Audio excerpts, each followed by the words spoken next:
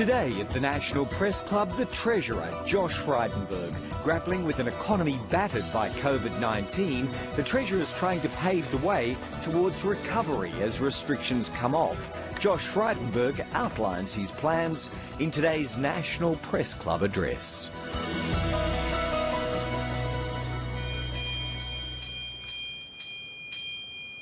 Ladies and gentlemen, good afternoon and welcome to the National Press Club of Australia and today's Westpac address.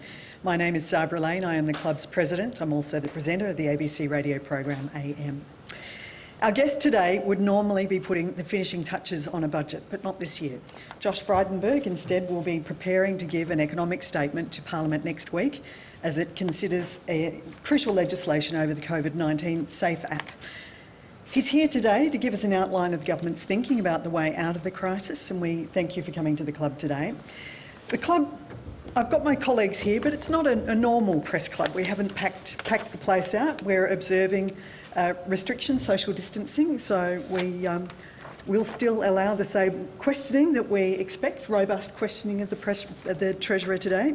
If you're following us online, you'll find us on Twitter. Our user handle is @PressClubAUST. Please welcome the Treasurer, Josh Frydenberg.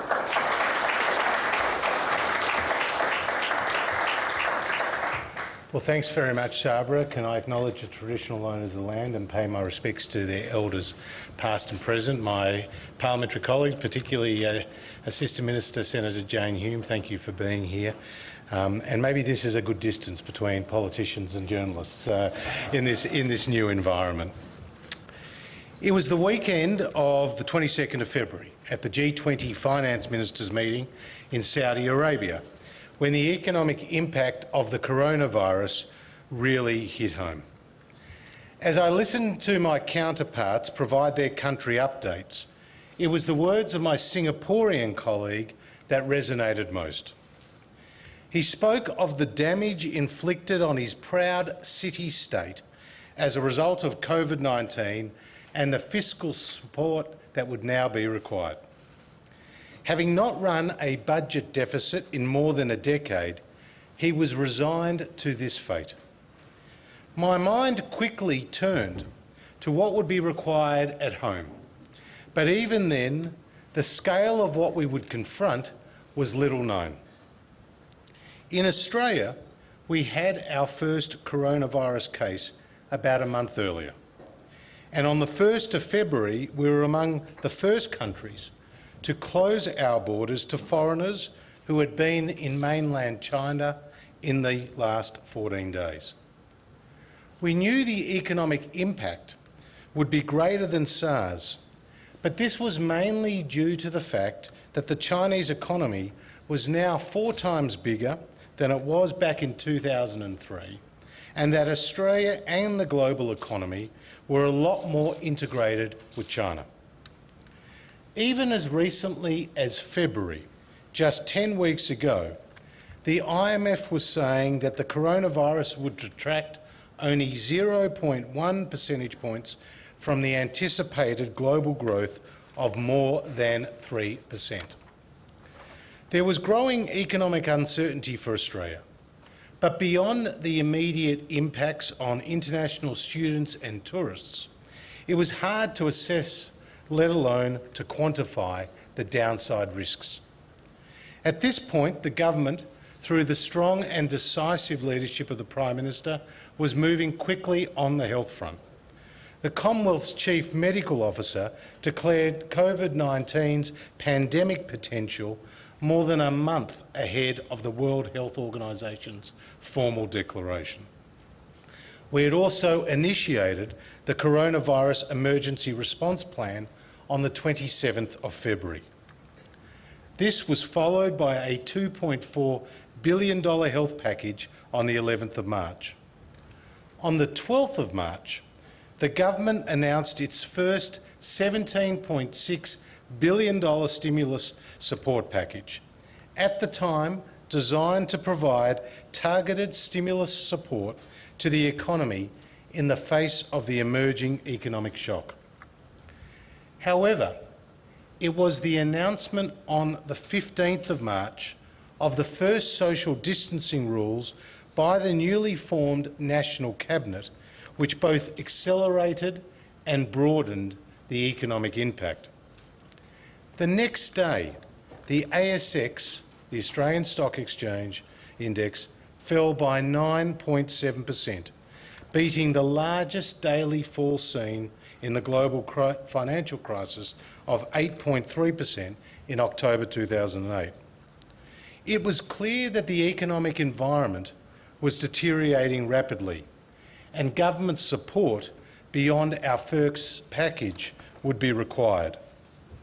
School closures would follow. It was Treasury's estimate at the time that the macroeconomic impact from closing schools and childcare centres for 3 months could reduce GDP by around $34 billion or 7% for a quarter.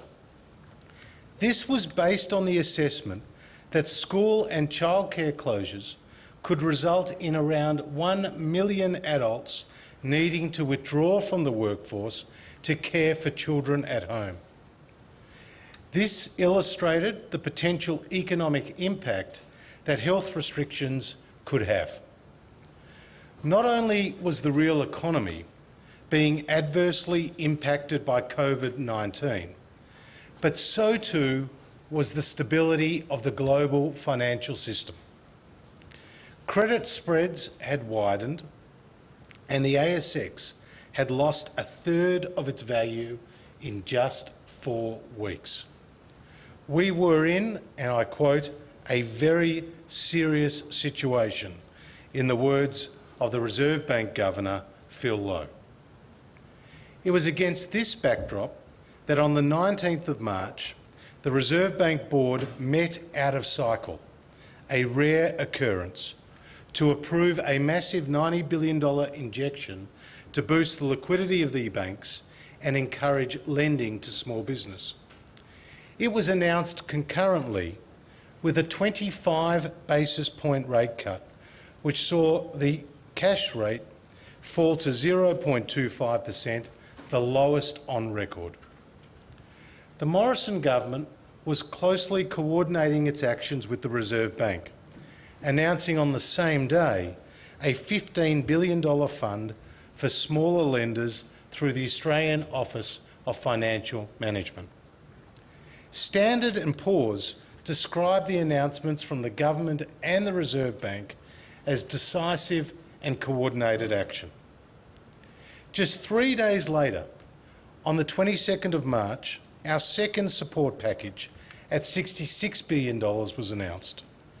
More than 3 times larger than the first package, it was targeted at cushioning the blow for those impacted households and businesses.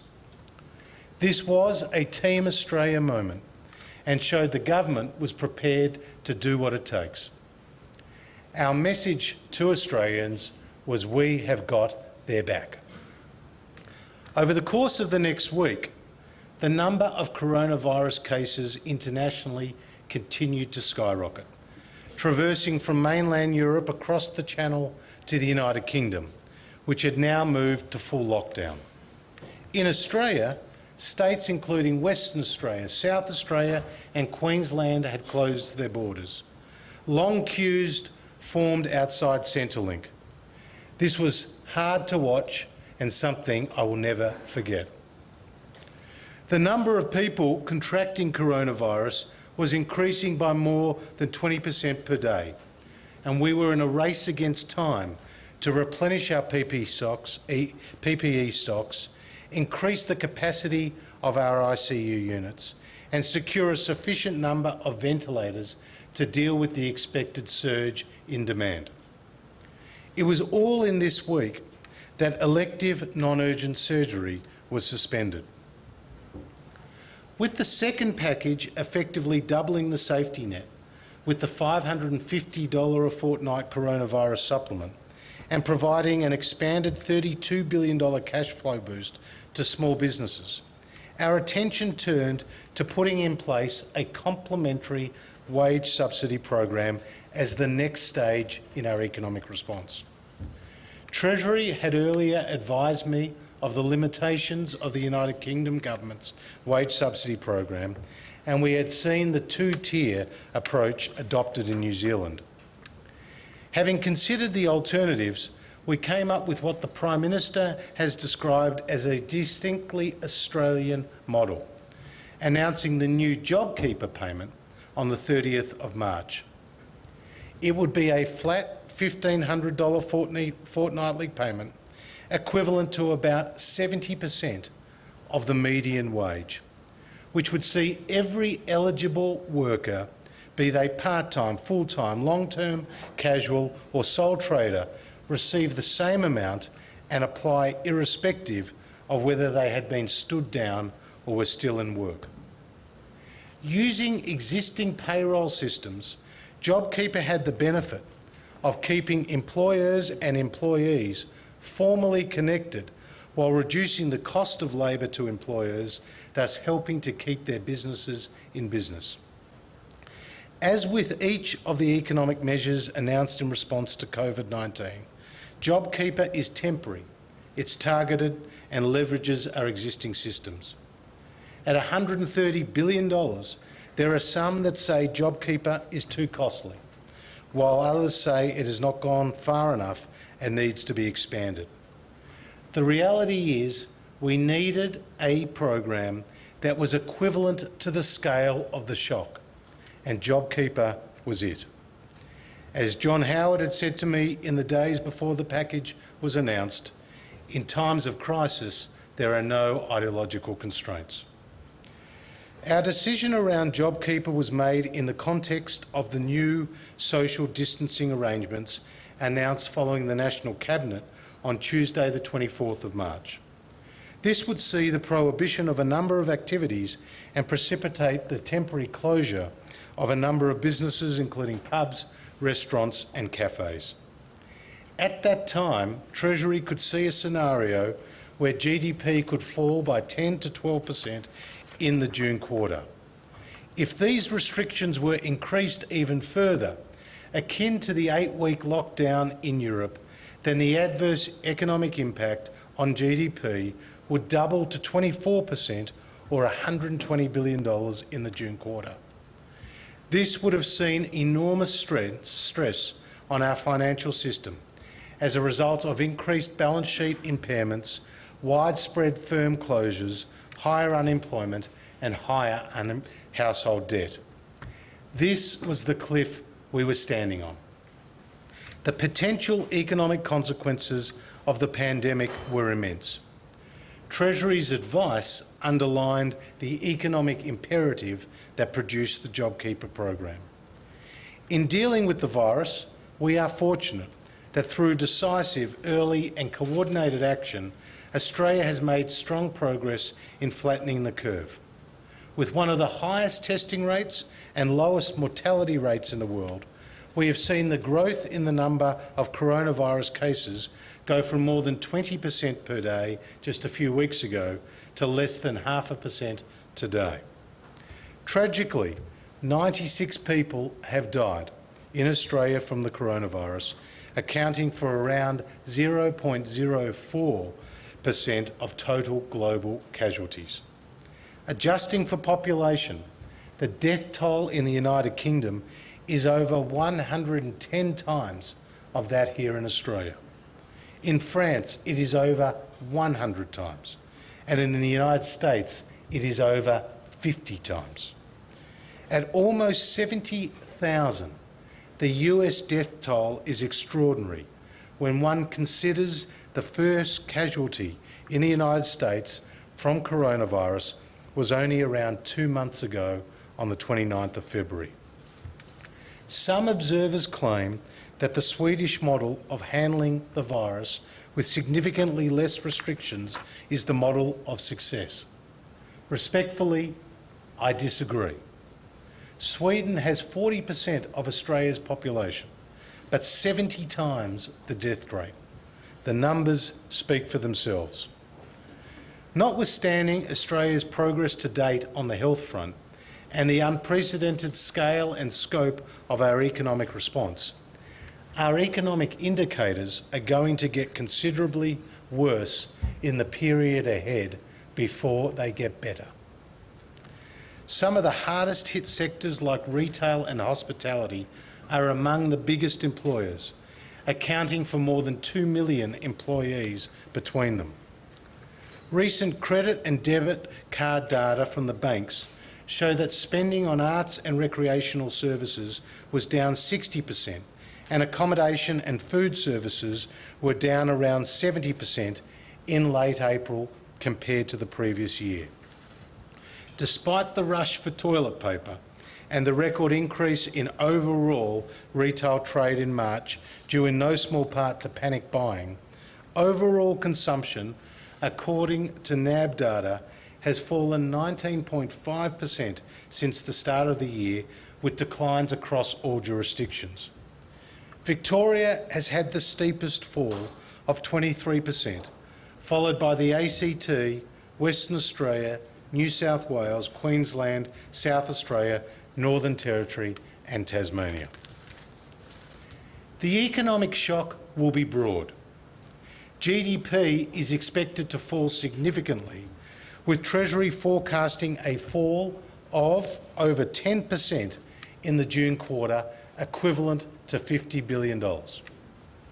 This takes into account an anticipated reduction of around a third this year in net overseas migration. The forecast fall in GDP, together with the employment effects of the health restrictions, have seen Treasury forecast that the unemployment rate is likely to double.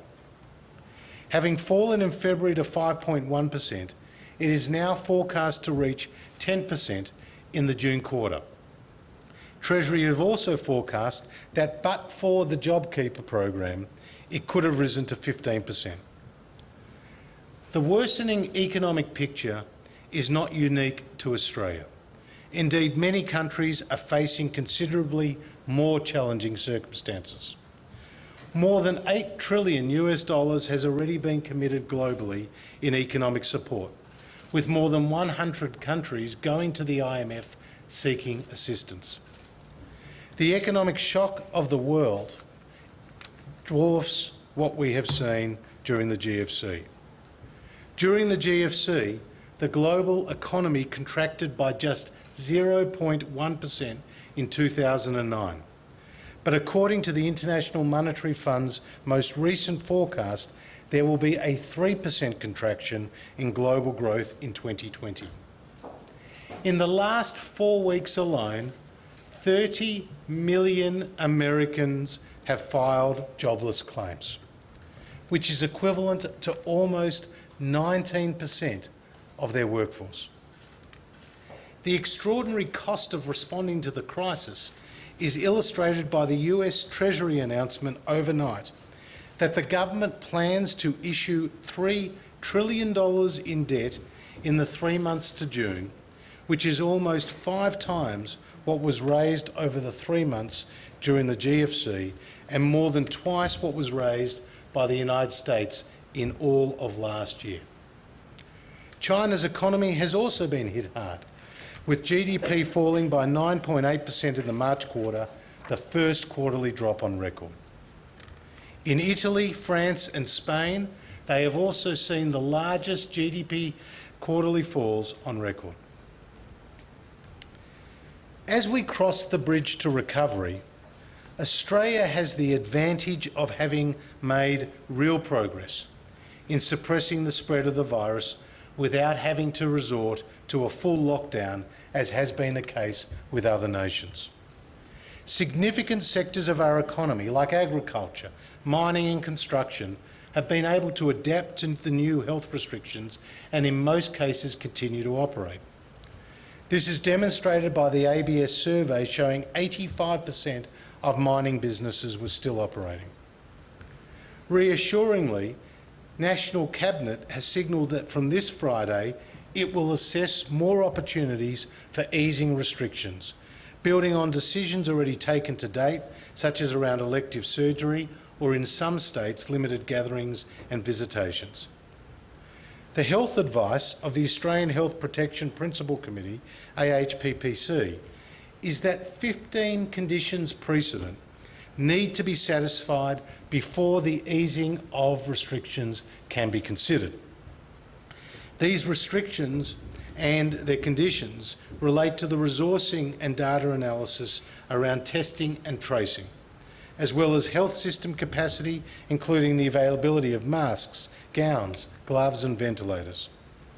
Importantly, Australia is on track to meet 11 of those 15 conditions, with progress on the remaining 4 being expedited by governments. The continued take-up of the COVID Safe app, which allows people to be notified earlier if they have been in contact with a confirmed case, will protect them and their loved ones. This app, which is approaching 5 million downloads, is also a compelling technological development in our suppression strategy. As has been characteristic of our response to this crisis, we will continue to be guided by the expert health advice and seek to ease restrictions in a way that minimises the health risk and maximises economic activity. There are some sectors of the economy that are not only significant contributors to employment and output in their own right, but are also important enablers for the broader economy. Early childhood and school education, because of their impact on the labour force, and transport and logistics, because of their impact on supply chains, are cases in point. Going forward, we need to ensure when sectors are open, for example in retail, that there is both consumer confidence to engage in these activities, but also business confidence that they are unlikely to be disrupted again and forced to close. When businesses reopen after a forced hiatus, many have to restock, absorbing their remaining working capital. This reinforces the need of having the right processes and protocols in place to manage the health risk and provide for a safe working environment. At the same time, businesses need to have confidence in the broader health response that is keeping the economy open. This is why progress against those 15 conditions precedent are so important. It is about having confidence that as we enable more economic activity to take place, we can effectively manage any health risks that arise. It is also why every Australian that wants to get back to work and every business owner that wants to open their doors again should download the COVID Safe app. We must get people back into jobs and we must get people back at work. For every extra week that the current restrictions remain in place, Treasury estimate that close to $4 billion will be reduced in economic activity from a combination of a reduced workforce participation, reduced productivity and reduced consumption. This is equivalent to around what 4 million Australians on the median wage would earn in a week. I repeat, the $4 billion that we lose in economic activity for every additional week that these restrictions are in place, we lose the equivalent of to what 4 million Australians on the median wage would earn in a week. History shows that the longer people are unemployed, the harder it is to get a job. In the early 1990s, the unemployment rate increased by 5 percentage points over 3 years, but took 7 years to get back to its pre-crisis level. As has been remarked, unemployment went up the elevator and came down the stairs.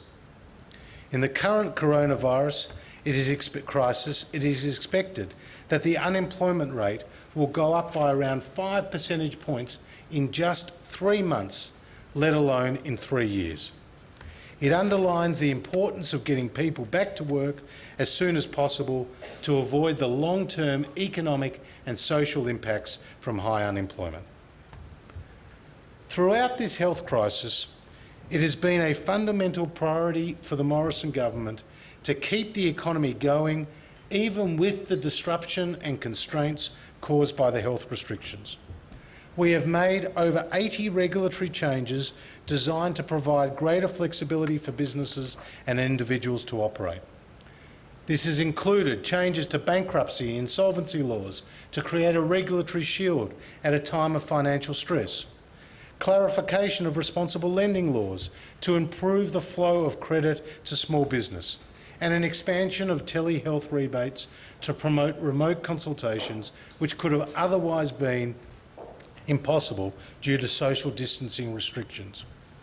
Consistent with this approach, we will also be amending the Corporations Act to provide for virtual AGMs and the electronic execution of documents by company officers for a 6-month period. It is this flexible and nimble approach to our regulatory frameworks that we will need to take forward into the recovery phase. Through these and the many other economic and health measures we have announced over recent weeks, Australia now has a bridge to the other side. The combination of our cash flow boost to small and medium-sized businesses, early and tax-free access to superannuation, $750 cash payments to more than 6 million Australians on income support, have already seen more than $20 billion flowed into the economy in recent weeks. Another $30 billion is expected to flow into the economy over the next month. More than 725,000 businesses employing more than 4.7 million Australians have formally registered for JobKeeper and will start to receive their payments this week. The ABS reported yesterday that its recent survey found that nearly half the businesses to be supported by JobKeeper said the announcement of the program had positively influenced them to retain their staff. I, like my colleagues, have been contacted by so many small business owners, from the local hairdresser to the local cafe, indicating that JobKeeper has made all the difference, enabling them to keep their lights on and their staff employed.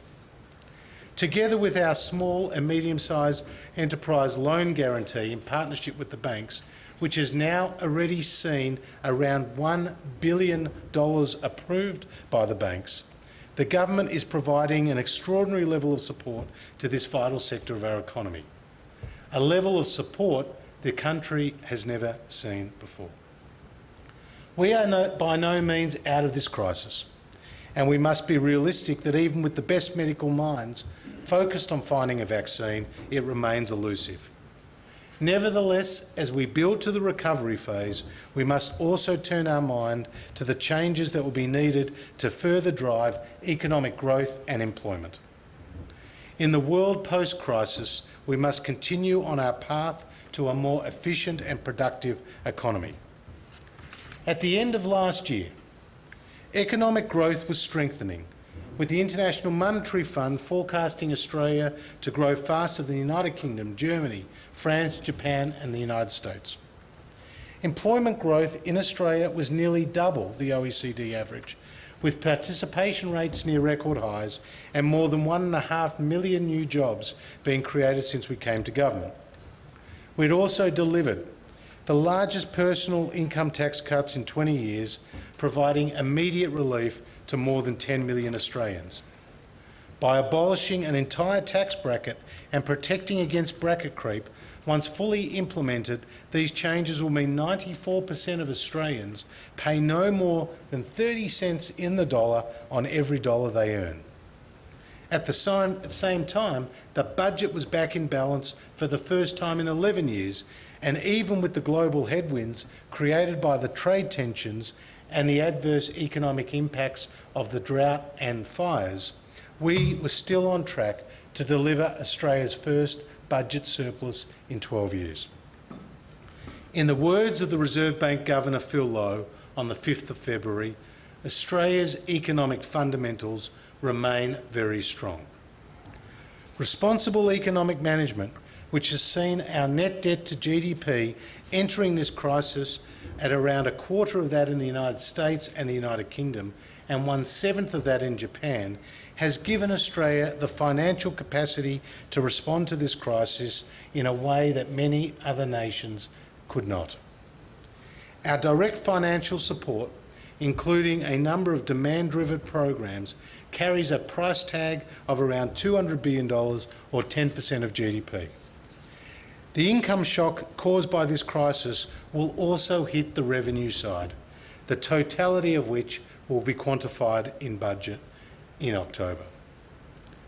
Despite these financial impacts, our balance sheet remains strong, with Standard & Poor's saying less than 4 weeks ago that while the government's fiscal measures will weigh heavily on public finances in the immediate future, they won't structurally weaken Australia's fiscal position.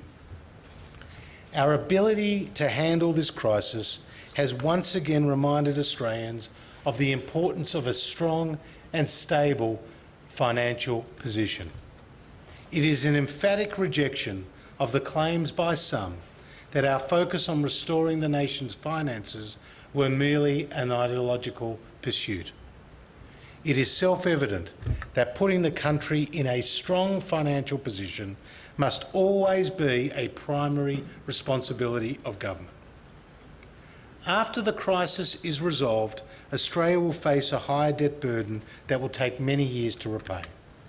The proven path for paying back debt is not through higher taxes, which curtails aspiration and investment, but by growing the economy with productivity-enhancing reforms.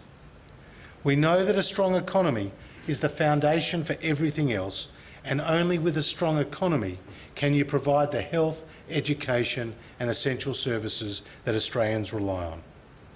The economy today is 16% larger than when we came to government, and our task ahead is to grow it even further.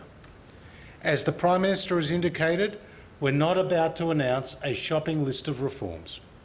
We are in a harvesting phase during which we will look at new and old reform proposals with fresh eyes. In sifting through these reform options, our focus will be on a practical solution to the most significant challenges which we will confront post the crisis. Reskilling those who may have lost their jobs, upskilling those in existing jobs to adapt to the enhanced digital and e-commerce environment, and equipping those entering the workforce for the first time with the skills they need to get a job. New infrastructure projects, big and small, to ensure our $100 billion 10-year pipeline is maintained. Regulatory reform to reduce the cost burden on business and the economy, enhance the flow of capital and increase competition and build on existing initiatives like the consumer data right. Tax and industrial relations reform as a means of increasing our competitiveness, cognizant of the fact that in the aftermath of this crisis there will be less aggregate demand domestically and internationally, which will see heightened competition for goods and services across all markets. The values and the principles that have guided the coalition reforms in the past must guide us again in the future. Encouraging personal responsibility, maximising personal choice, rewarding effort and risk-taking while ensuring a safety net which is underpinned by a sense of decency and fairness. Unleashing the power of dynamic, innovative and open markets must be central to the recovery, with the private sector leading job creation, not government. There is a risk that protectionist sentiment re-emerges on the other side of the crisis, and for that we must be vigilant. While we must always safeguard our national interest, we must also recognise the great benefits that have accrued to Australia as a trading nation. In conclusion, this crisis has seen the very best of Australia and Australians. From our brave healthcare professionals working tirelessly on the front line, to the public at large who have heeded the advice, our nation is now in a position envied by many. Effective cooperation through the National Cabinet, guided by expert health and economic advice, has given rise to a unity of purpose across geographical and political lines usually reserved only for wartime. Stakeholders representing employers and employees alike have come together with government in support of practical solutions which not only leave us well placed for the recovery, but creates opportunities to work together in the future. While the shadow of the economic shock created by this crisis will be both profound and long-lasting, we can remain optimistic about our future. And it is with that that I will give the final word to one of my constituents, Enid Williamson. Just 3 months shy of her 100th birthday, Enid recently wrote to me as follows. Here in Australia, we have always found ways and means of growing and responding to life's difficulties. When this corona pandemic is under control, I believe we will be like a phoenix rising from the ashes, and with our innate resilience become stronger, hopefully more caring, hopefully more integrated, hopefully more cooperative in achieving a better community and a better world. Just a dream? Yes, but don't just follow that dream, chase it. Thank you, Enid. That is all what we must do. Thank you.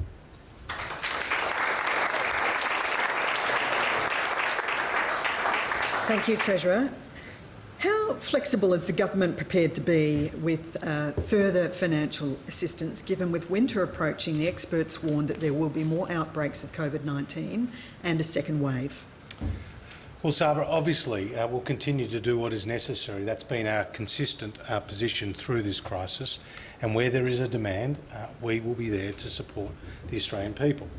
But as you know, we've already outlined some $320 billion worth of economic support, which equates to over 16% of GDP, $200 billion of which is direct support. The other support is through loans and guarantees and support for the financial system. That is a very significant amount by global standards, and in the case of Australia's history, the most that we've ever seen.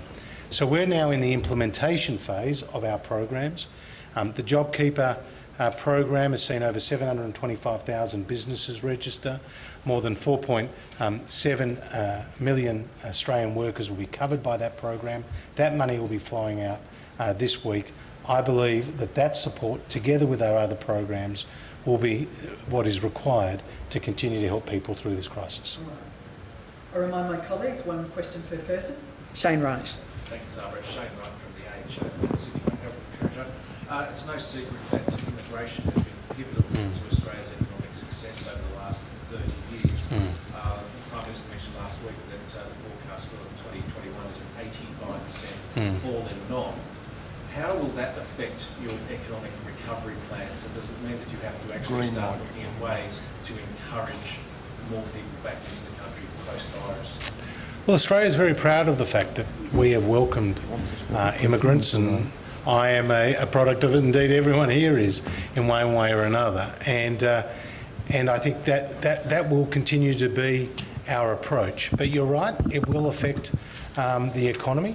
And as long as the borders are closed, obviously the movement to Australia of international students and as well permanent migrants, it will be restricted, and that is a fact that not only Australia but many other countries will be going through. But you're right, it will have a significant impact on the economy, but we have allowed for that in our forecasts. Michelle Grattan. Michelle Grattan of The Conversation.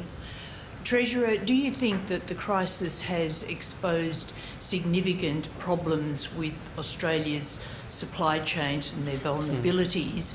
If you do think that, how do you think it should be addressed, whether by diversifying sources, becoming more self-sufficient, and how do we avoid protectionism in this process? Well, there is already work going on this particular issue undertaken by Treasury, the Department of Industry and indeed the COVID Commission under Nev Power. There are some areas, Michelle, where we are self-sufficient. We're a country of 25 million people, but we produce enough food for 75 million people. There are other areas where we've shown to be, where we show that we need more work, and I'm thinking particularly about the rush to get some of this PPE equipment and other manufactured goods in the health space, which we had to rely on many ways and means in order to secure that. So these are questions that we will address in the aftermath, but we're already the aftermath of this crisis, but we're already undertaking the thinking around. But the Prime Minister has made very clear we've got to play to our strengths. We've got to play to our comparative advantages. And that does not mean we produce everything or need to produce everything in this country, but we do need to ensure that in areas where there are going to be materials that could be absolutely necessary in times of crisis, that we won't be left vulnerable to disrupted supply chains. An area where we have already taken some action is fuel security. As you know, Australia's fuel stocks are below where we'd like them to be, and the Minister's been working on securing extra supplies. But again, storage of those supplies, or more storage of those supplies into the future may be required. Andrew Probyn. Treasurer Andrew Probyn from the ABC. Some ABS stats came out today showing that something like 1 million people lost their job between March 14 and April 18. Given that you did increase JobSeeker well above New Start, and given the fact that you're saying that unemployment in previous recessions went up in a lift and came down in the stairs, are you seriously putting to the nation that the JobSeeker payment, the higher JobSeeker payment, will return to the rather measly New Start levels once the 6-month period is up? Well, we've been very clear that the measures we've announced are temporary, they're targeted, they're proportionate, and we've used existing systems. These were the principles that we adopted. That ABS data you referred to is pretty consistent with where Treasury's forecasts are for unemployment to hit 10% in the June quarter, to rise from that 5.1% we saw in February and 5.2% we saw in March. But we're very conscious, Andrew, that the way to get people off the unemployment benefits is to get them back into the workforce, to encourage economic activity, and that's why the lifting of the restrictions are so important. The quicker we lift those restrictions, the more economic activity we generate. Those enablers that I was talking about, those sectors, education, childcare, transport and logistics, even opening our cafes and restaurants will mean that farmers will have a home for their produce. And we've actually now seen rains in recent weeks and months that is making a real difference to the capacity of the farmers to produce more from their land. And so we need to find a home for that produce, and getting those cafes and restaurants and other activities open as quickly as possible will be a way of getting more people back into work and reducing that unemployment. Is that a long way of saying yes, it's going to go back to the New Start level? Well, we've been very clear that these measures are temporary, and the JobSeeker supplement of $550 was temporary. Tom Connell. Tom Connell from Sky News. You mentioned there the ratings agencies. Obviously our previous path towards a surplus and paying off debt is gone. Are you working towards setting any sort of limit in terms of debt to GDP? What will you be guided by, or if not, why not? Well, in terms of debt to GDP, we entered this crisis with debt to GDP around 20%. And that was a quarter of what was in the US and the UK, and as I said in the speech, a seventh of what it was in Japan. That has given us a capacity to respond without some of the burdens that other countries have had going into this crisis. We believe that living within our means is going to be critically important. Before this crisis, our interest bill on our debt was around $19 billion a year. That is about as much as we spend on schools. double what we spend on childcare. So every time you lift your debt and you increase your interest payments, that is money that has to be found across the economy. So we have set we've got a limit in terms of what is legislated through the Parliament. That's $850 billion. Obviously, we're working hard to keep it well below that. But what we're focused on right now is spending the money where it is necessary to avoid some of the challenges that we've seen around the rest of the world. Patrick Cummins. Patrick Cummins from The Australian. My question goes to the post-COVID economic recovery effort and the reform effort. Given a budget deficit that some expect to run into the hundreds of billions, are we able to afford company tax rates as part of that reform effort, or bring forward household income tax cuts? Well, the first thing to say is, as a government, we've always looked for opportunities to cut taxes, and you referred to personal income tax cuts, which, if you combine the last two budgets, that's $300 billion worth of tax cuts. And what is important is that we have returned a bit of the bracket creep, and we're ensuring now we've got a flattened, simpler system so that 94% of taxpayers will pay no more than 30 cents in the dollar. One big tax bracket between $45,000 and $200,000. When it comes to company tax, I've said before, I think that the rate here in Australia is uncompetitive. We have cut SME company tax cuts, company tax rate legislated down to 25%, but you've also got larger companies that are paying a higher rate. We did announce in the first package an accelerated depreciation initiative, which would see businesses with a turnover up to $500 million be assisted with a 50% accelerated depreciation.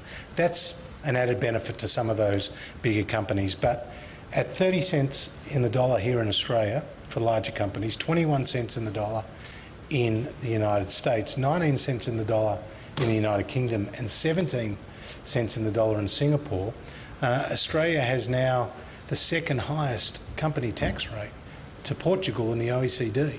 That is a reversal of the position we were when we got the 30 cents in the dollar. So look, we're not in the rule-in, rule-out game. What we are doing, though, is looking at how can we continue to compete for capital. And tax rates, like flexible workplaces, like infrastructure, like deregulation, they're all key factors that businesses consider when they establish their businesses around the world, but also when they decide to hire more people. Capital is mobile, business is not very sentimental, and so we have to ensure we have the most competitive environment possible. Phil Curry. Phil Curry from the AFR. You and the Prime Minister have outlined your guiding principles for the economic recovery. You know, keep the tax burden low, industrial relations, deregulation. What about spending restraint? Is it likely you're going to have to cut spending where you can? And in that context, will there be any revisitation of the Audit Commission, which was prepared for the Abbott government and not really acted on? We're not cutting services. In fact, we've been spending more on essential services, and that has been a direct product feel of responsible economic management. Because at the same time that we inherited a $48 billion deficit and turned it into a balanced budget, we increased health spending and education spending to record levels. And obviously we're rolling out the National Disability Insurance Scheme as well, which is a major bipartisan and important initiative for the country. So we've been able to spend more money in those essential services areas, list more drugs on the PBS, and at the same time bring the budget back into balance. It's that fiscal discipline, it's that spending restraint by reducing the spending, the wasteful spending, that is going to be really important into the future. Mark Riley. Treasurer Mark Riley from the Seven Network. Some of your state Treasurer colleagues are talking about some significant reform, removing stamp duties or reducing them, and payroll taxes. It's pretty obvious they're going to be coming to you and talking about the GST to compensate for that. Is your message going to be that there'll be no discussion on the GST rate and that they'll have to find other ways of compensating for those lost revenues? accepting that it's about 30% of their state revenues through stamp duties alone. Well, you're right that stamp duty is, one of the largest, if not in some states the largest source of revenue for them. And I also point out that the Productivity Commission in Shifting the Dial report, Mark, referred to the fact that stamp duties reduce mobility because it's effectively a transaction tax, reduce mobility and also increase house prices. So I congratulate the state governments, and this is efforts being led by New South Wales and Victoria on the work that they are doing. But when it comes to these state taxes and the state tax mix, these are very much in their domain. We'll continue to have discussions with them about a whole range of issues. We're meeting as treasurers every week, and certainly in the case of Tim Pallas and Dominic Perrottet, it's a very productive relationship about a whole range of issues. Peter Van Onselen. Peter Van Onselen from Network 10. Treasurer, you made the very cogent point that historically in a crisis when the unemployment rate goes up fast, it takes a very long time to come down. Given that the ABS data that we've seen referred to today shows that most of the industries where the unemployment is spiking are industries that employ people who are not eligible for the JobKeeper payment, will you take personal responsibility in the years to come if it takes a long time for that unemployment rate to fall? Well, obviously I disagree with your assumption there. I mean, in some of these higher employing sectors, there are a lot of casuals who have been there for 12 months or more. There's a lot of part-time workers. There are a lot of full-time workers, and all of those are eligible for the JobKeeper payment, predicated on the fact that their employer has seen a reduction in their turnover. This program, which Treasury estimate will see 6 million workers benefit from, is extraordinary in its scale and its scope. We accepted a definition which is established in the Fair Work Act as to what is a long-term casual, and we applied that. It's also important to understand that we're providing the job seeker payment of $1,100 a fortnight, which is available to some of those people who weren't able to access the JobKeeper payment if they were in that category. But what we have sought to do is maintain that formal relationship between the employer and employee through this crisis, even if that worker is stood down, because that's going to encourage and make it easier to have that bounce back on the other side. Catherine Murphy. Catherine Murphy from Guardian Australia. Treasurer, in April 2018, standing where you are right now, you told this club that Australia needed to find sensible, workable, affordable, market-based solutions to transition to a low-emissions future. Furthermore, you said the alternative would be policy paralysis, more expensive short-term government interventions and higher power prices. Now, today one of Australia's largest business groups, the AI Group, has said that the two biggest challenges currently before us are the COVID recovery and also achieving net zero emissions by 2050. Are they right? Well, in terms of meeting emissions reduction targets that Australia signed up on to, that is very much a focus of the Morrison government. We've made great progress on that. At the same time, we're investing in new generation in the energy space. And we've been following the ACCC's recommendations about more transparency and competition in the retail and the wholesale market. I think all of those interventions, while coalition governments don't really like to make those sort of regulatory interventions, I think they've been necessary in that sector. So we believe that those changes we've made on the generation side, on the regulatory side, are helping to reduce prices, but also to reduce our carbon footprint. Katina Curtis. Treasurer, Katina Curtis from AAP.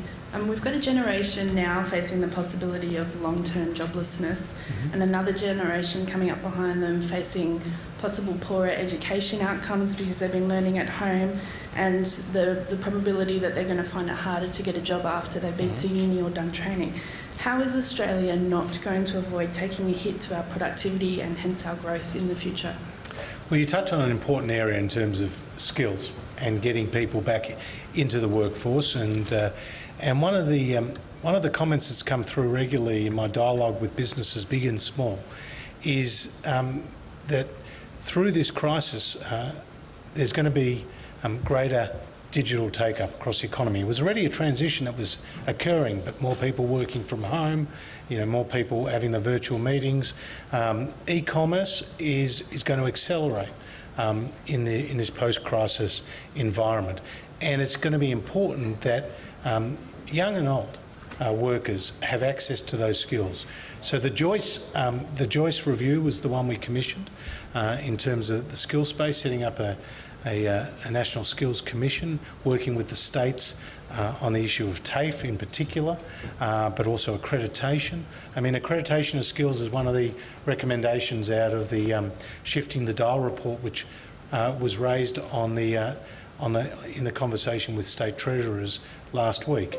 So there's work that's being undertaken across jurisdictional lines in order to try to get that those skills and those accreditation changes to enhance the economy, and it is one area among many that we will be focused on for reform once we get through this crisis. Mark Kenny. Treasurer Mark Kenny from the National Press Club Board and also ANU. You talked about the cliff that you were facing, or we were facing, when you considered the JobKeeper program. There's another cliff coming, of course, when that ends in October. Will you consider any sort of transitional programs, perhaps innovative thinking like income contingent or revenue contingent loans that would provide liquidity in the economy but not appear on the liability side of the budget? Well, in terms of loans, as you know, we announced a $40 billion program with the banks where we would co-guarantee 50-50 loans to small and medium-sized businesses of up to $250,000 for 3 years. And we would also ensure that there was no interest payments that were required in those first 6 months. So we have some of those programs. But I think, Mark, you make an important point, which is as we come out of this crisis, there are going to be sectors of the economy that are going to come out more slowly than others. And this is an issue that the government is thinking about. For example, you're going to have travel restrictions in place on international borders longer than you're going to have domestic restrictions in place. So that's obviously going to have a real impact on tourism, for example. And one of the imperatives of getting domestic flights going again, once the suppression strategy is really taken hold, and obviously we've made great progress on that, is that we can get the domestic tourism markets going, as well as the freight task. So there are going to be sectors of the economy that are moving out of the crisis quicker than others. I'm very pleased that through this crisis, construction and to a degree manufacturing have been going strongly. The other point I'd make is that Australia is increasingly a services-orientated economy. 70% of our economy is services. So when you're looking at the indexes of activity, you see a much bigger drop over this period in services, thinking hospitality, thinking accommodation, thinking tourism, than you are in manufacturing. And we have to think about smoothing that transition for businesses and for workers into that recovery phase, and that's the thinking that we have underway. Lani Scarr. Lani Scarr from the West Australian newspaper. Treasurer, you've spoken today about the fact that 85% of mining businesses were operating this month, essentially helping the economy to keep running. Will you categorically rule out any changes to revenue raising for the sector in the post-COVID rebuild? Like I said earlier, Lani, our focus is on lower taxes where we have the opportunity to do so. That's our proven record. We weren't the party that went to any elections with a mining tax. We are very much focused on ensuring that sector gets the benefits that they need. We have a whole series of incentives in place to support the mining sector for companies big and small. Treasurer, you're a little bit over in your speech. Are you happy to take a few more questions? Sure. Excellent. Tim Shaw. Thanks, Barbara. Treasurer Tim Shaw, National Press Club Board. Can I just follow on from Mark and from Patrick's questions in a post-COVID economic environment? It's contradictory what you said today. We've got some of the highest company tax rates in the world, and yet we've got one of the lowest consumption taxes in the world. Have you and the state and territory treasurers talked specifically about the shortfall in their GST receipts based on $4 billion a week we're dropping at the moment? That's more than $400 million in GST. What, if any, discussions have those state and territory treasurers had with you regarding the GST? Well, we just had the GST relativities confirmed following the advice of the independent assessor in that case, and obviously some states got more than they were hoping for, and some got less, and it's just swings and roundabouts. It moves from year to year. Some are happy and some would like more, but obviously the impact on GST is a reflection of the impact on consumption, and the quicker we can get people to work, the quicker we can get kids back to school. And I point out, South Australia, Western Australia, Northern Territory, around 70% of kids are back in school. That's a really positive thing, and New South Wales and Queensland have already signalled that they want kids back in school by the end of the month. That's a positive development because that will impact on the labour force. That will therefore have an impact on consumption, and that will obviously flow back to state coffers through the GST. Claire Bickers. Claire Bickers from the Adelaide Advertiser. Treasurer, my question goes to the restructuring on the other side of this. What sort of opportunities do you see for smaller states in growing their economy after this? What sort of silver linings are there in terms of, the industries or the avenues that they might look to regrow their economies? Well, for example, in infrastructure, I think there's going to be a real demand for new projects, particularly to pick up some of the workers that may have lost their jobs in other sectors. I think that's going to be important. Education, particularly skills training, is going to be extremely important as well, and it adds much to our economy. Obviously, universities are going to have to focus on how to rebuild their market share after seeing the international student market drop off so significantly. There's going to be challenges in the tourism space, but I think there'll be opportunities across the economy. Certainly, the health sector is going to see a boon in terms of opportunities there in both innovation, research, development, but also in manufacturing. I think Michelle's question about global supply chains. I think that this will be a global conversation now about the reliability of some global supply chains, and I think that will create opportunities for niche manufacturers here in Australia and elsewhere to take on new production in areas that may have been previously offshore. Matt Cranston.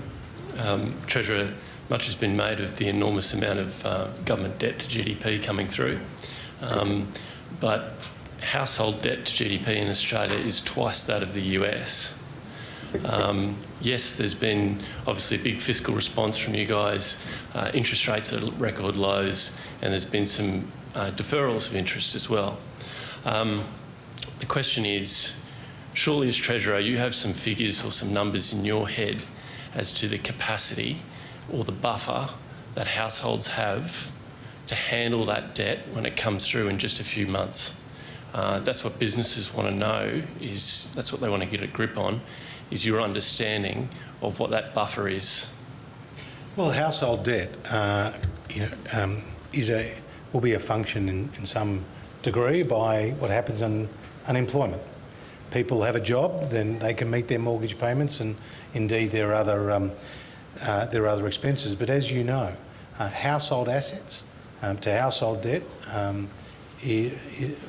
household assets are about 4 to 5 times of what household debt is. So there is a position here in Australia where we can get through these issues. The Governor of the Reserve Bank has previously commented on household debt and the issue, saying it's a manageable issue. And obviously we're very conscious, though, the best way to help household budgets is to get people into work. Everybody, please join me in thanking the Treasurer, Josh Frydenberg.